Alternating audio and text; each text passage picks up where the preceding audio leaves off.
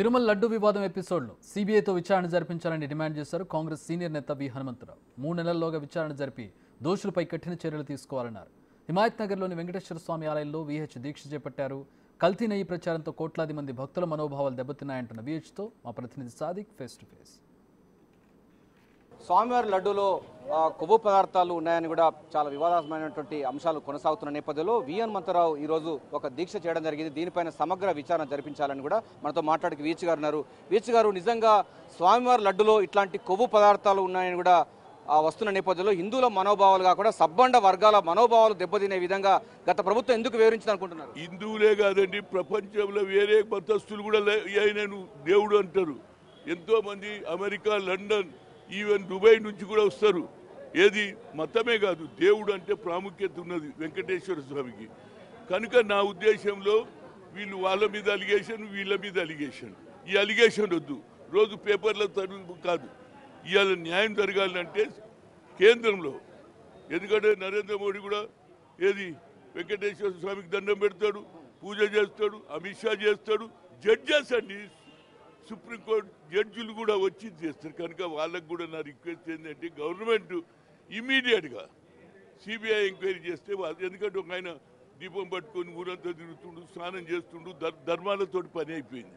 ధర్మం ఎవడన్నా తినదు. కానీ నేనేమంటున్నా, ధర్మం తినేటోళ్ళు మీకు చిత్తశుద్ధి ఉంటే మీరే అడగండి. Yes, I'm prepare to give a CBI అంటే అదొక మంచి మెసేజ్ పోతుంది అనేది నా ఉద్దేశం. జగన్ ఎందుకు సిబిఐ ఎంక్వైరీ అడగట్లేదు? జగన్ ఎందుకు సిబిఐ ఎంక్వైరీ అడగట్లేదు?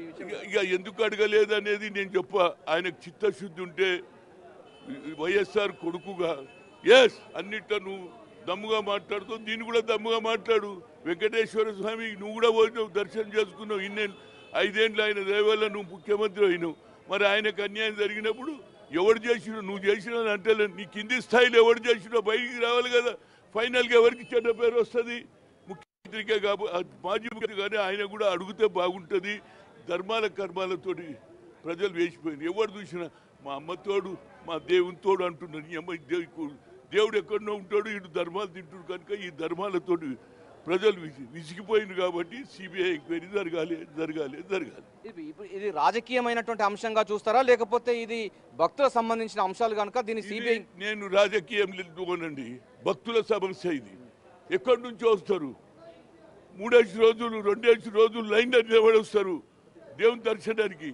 వాళ్ళ మనసు దెబ్బకొట్టామా లేదా? వాళ్ళ అంతరాత్మను దెబ్బకొట్టామా లేదా? అరే దేవుని దగ్గరనే అన్యాయం జరుగుతుందంటే ఇక కింద ఏం జరుగుతుందని అంటారా లేదా?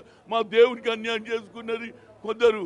ఏది విషయం దాకా కూడా సత్యతంత్రులు, ఎందుకంటే భక్తులు ఉన్నారు కదా, సినిమా యాక్టర్లు, జయలలిత కానీ వాళ్ళు అయితే వాళ్ళకు కూడా నాలుక కోసుకున్నారు. ఇప్పుడు మరి రేపు ఇట్లనే లేట్ అయితే వెంకటేశ్వర స్వామి గురించి ఇట్లా కోసుకునేట వాళ్ళు కూడా ఉన్నారు భక్తులు. కనుక తొందరగా చేయమని నేను కోరుతున్నాను.